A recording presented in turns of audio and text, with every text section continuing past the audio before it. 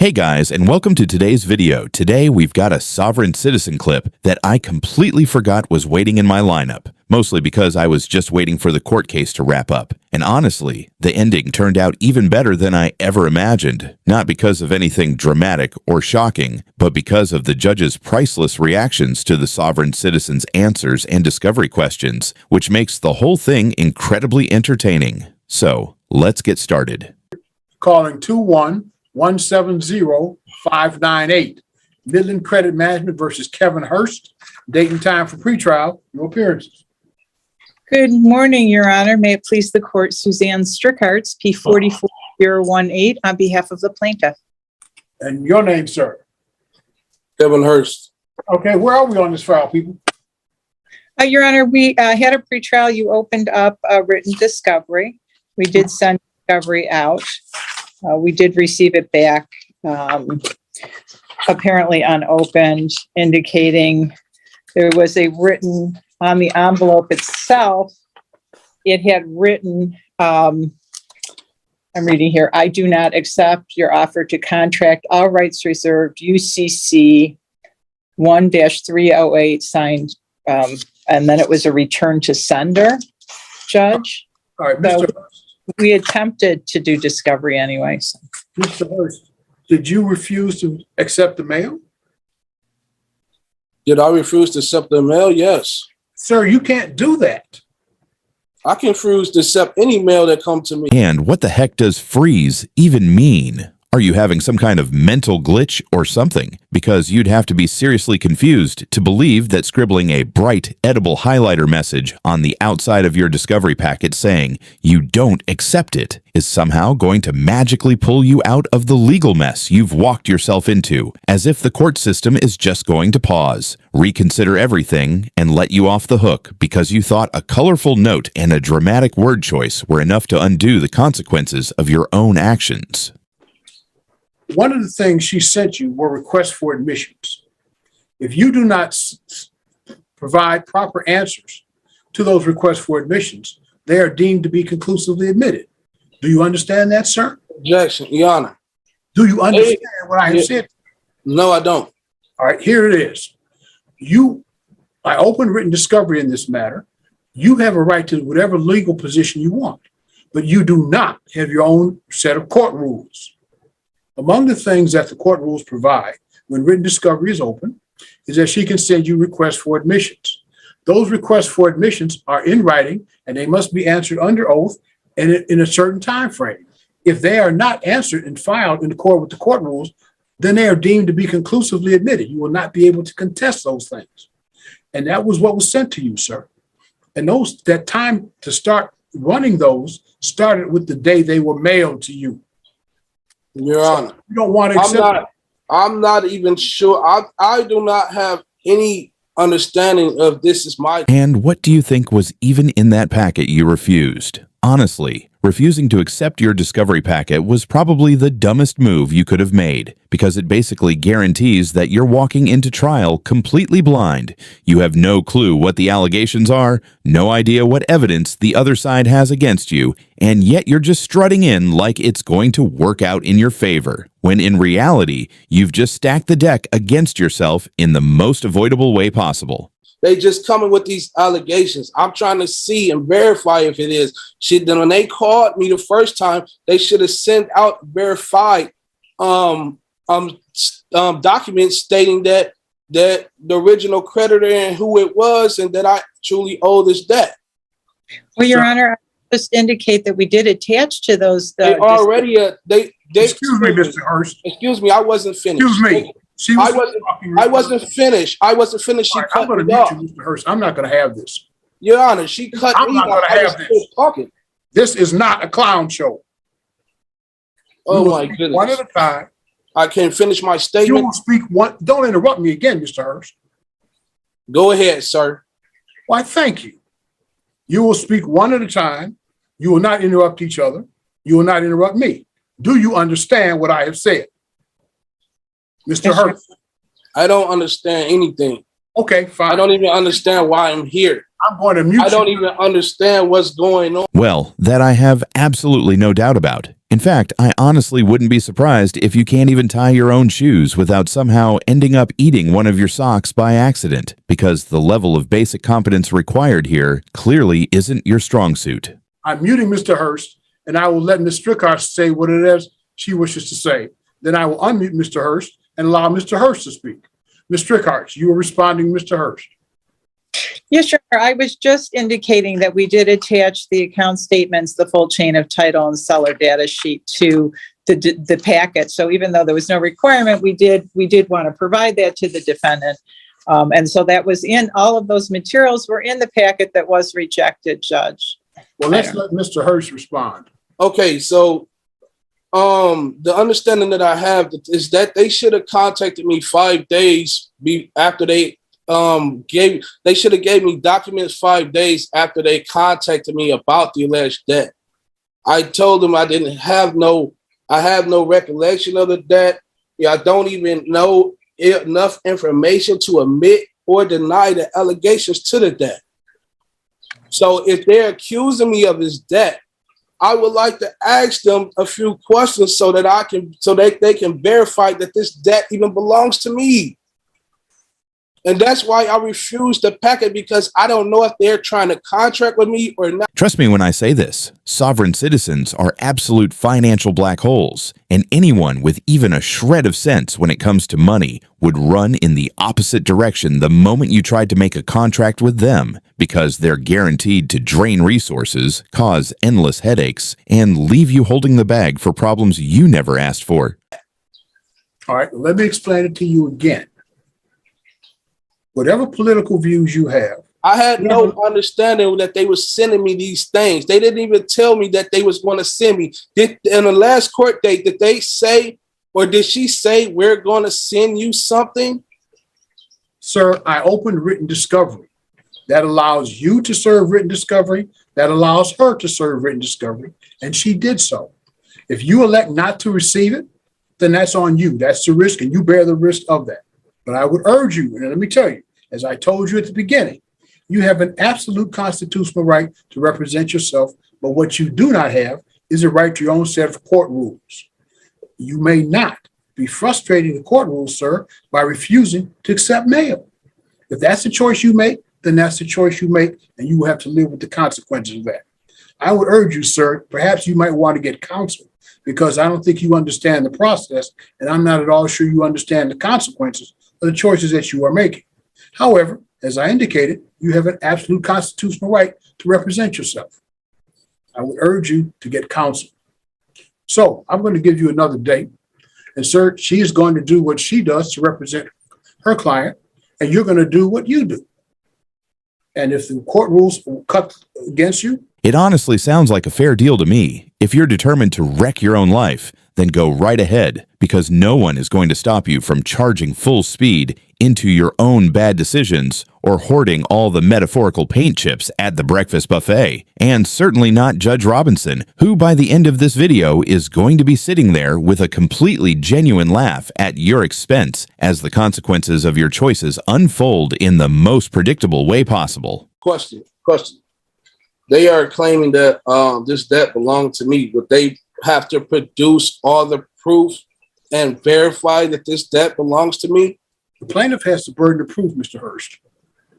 That's right. So she had to produce the proof that this debt belongs to me, right? She has the burden of proof. Okay.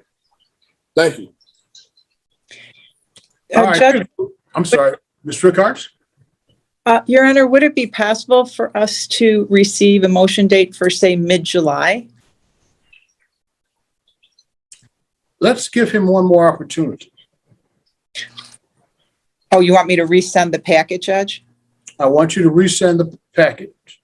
And sir, let me urge you as strongly as I can. So receive and open the package. Because if you do not, the request for admissions will be deemed to be conclusively admitted. The lawsuit, as a practical matter, will be over. Do you understand what I have said to you? Yeah, I understand. I got a question. Should they have sent me something before they send me this package since the last court date? Sir, to verify that? sir, they're not required. If you think you need some information, you have the right to seek discovery too. But you can't tell them how to litigate their case. The same way Okay, they can't tell you. she's going to send me a packet, and I'm going to send her back a packet as well, right? No, you're going to do what you choose to do. She's going to send you again those requests for admissions. Well, you said the Don't discovery interrupt me again. for me We had and this her. conversation before, didn't we? Sorry, We Go had ahead. this conversation before. go ahead. As a courtesy to you, she's going to send you the request for admissions one more time. You will either accept the package or you will not. You will answer and serve the request for admissions in accord with the Michigan court rules, or you will not. And then if you do not, then those things will be deemed to be conclusively admitted. If you choose to send written request for discovery, you have a right to do that too. You can send written interrogatories, request for production of documents. Same as her. Well, same as her, but not exactly, since he doesn't have the 8+ years of law school under his belt to help him navigate or defend his own case, which makes every move he makes that much more precarious. And with that, the first appearance wraps up. He finally accepts the packet, probably a little too late to change much. So now let's move on and see what unfolds in the second appearance. On the record, this is 21-170-598. Midland Credit Management versus Kevin Hurst. Date and time for pretrial. Your appearance. Good morning, Your Honor. May it please the court, Suzanne Strickhartz, P44018, on behalf of the plaintiff. And what is your name, sir?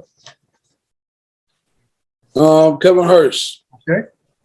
All right. I do hereby reserve all of my rights, waiving none, not to be compelled to perform under any contract or commercial agreement that I did not enter, knowingly, voluntarily, or intentionally. I do not accept the liability of any compelled benefit or unrevealed contract or commercial agreement. You're seriously going to have to clean up all those crayons you just spit out everywhere, because leaving that mess around isn't going to make anyone impressed. It just makes the chaos you're creating painfully obvious to everyone watching.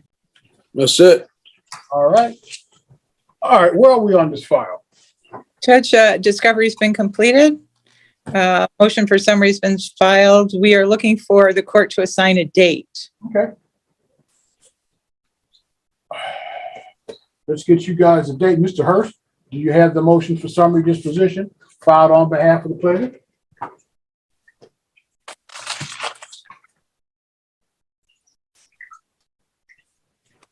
It looks like this. What's that? It looks like this. Yeah, I'm asking Yeah. if you received the motion for summary disposition filed by the plaintiff. Do I have it? Yes, sir. Yes. Okay. So let's set you a date for hearing and we'll move on. Does July 26th at 10 o'clock, does that work for everybody? Yep. Yes, Your Honor. Okay. July 26th at 10 o'clock, we will hear the plaintiff's motion for summary disposition. Sir, if you wish to file and serve an answer to that motion for summary disposition, you must do so within the terms provided in the Michigan court rules. We'll hear the motion July 26th at 10 o'clock. Again, sir, if you want to file an answer, be sure to serve both the court and the counsel for the other side. Yeah, he's about to serve up some straight-up nonsense with a side of pure stupidity salad. And now we're finally getting to the part I've been teasing this entire video. And when I say fun, I don't mean fun for him. I mean pure, unfiltered entertainment for the judge, who's about to get a front row seat to the ridiculousness he's about to witness. To review the pleadings here. I was particularly interested in the request for admissions that was served by the defendant. Request for admission number 3. Does the plaintiff admit and have proof that the allegations against the respondent are true and accurate, with all documentation being verified, signature and seals? These were admitted. Does number 4, does plaintiff admit and or have proof that the statute of limitations has not expired to collect on his alleged debt? Plaintiff admitted that. Does the plaintiff admit number 6 and have proof that the respondent had a meeting of the minds with Credit One Bank pursuant to the contract agreement in respect to full disclosure, and that said contract contains no elements of fraud by Credit One Bank? The plaintiff admits that. In number 7, does the plaintiff admit and have proof that Midland Credit Management purchased this contract from the original creditor and is now the new owner of the alleged contract and of the said debt that is owed? Plaintiff admitted that. So what we have is we have an admissions by our defendant of the validity of the contract, admission by a defendant that Midland creditor is a proper party plaintiff. And then we have in our request for admission number 8, does plaintiff admit and have proof that Credit One Bank did loan their credit to respondent and that the respondent is only obligated to pay back in money to Midland Credit Management?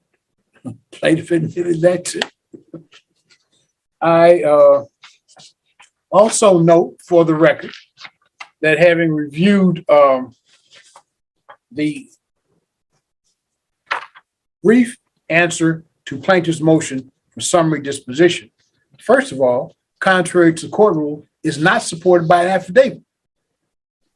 2.116G4 says that when a motion for summary disposition under C10 has been filed and served, the opposing party here would be the defendant, may not rely upon his pleadings, but must, by affidavit or as otherwise provided in this rule, demonstrate the existence of genuine issue of material fact.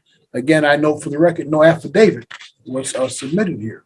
I think it's fair to say that the pleading filed by the defendant is somewhat obtuse.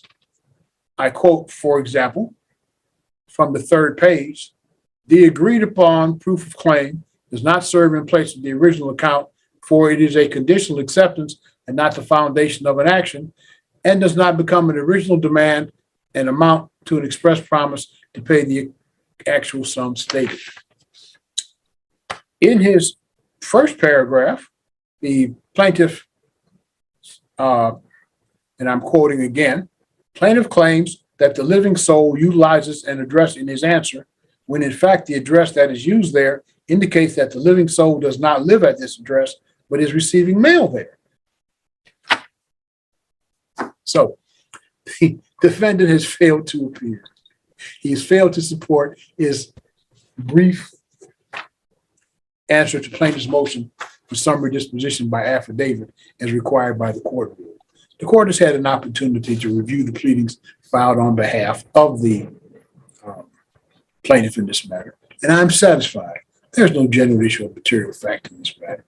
Summary disposition is granted in favor of the plaintiff. If you'd be kind enough to send me your judgment under the 7-day. I literally watched that part like 10 times with the biggest grin plastered on my face, and every single replay just made it grow even bigger because the sheer absurdity and the judge's reactions are that good. All right, guys, that wraps up today's video. If you enjoyed it, drop a like. If you didn't, go ahead and hit dislike, but don't forget to leave a comment down below and subscribe with notifications turned on so you never miss any of my content. And once again, a huge thank you to HIMS for sponsoring this video and helping make all of this possible.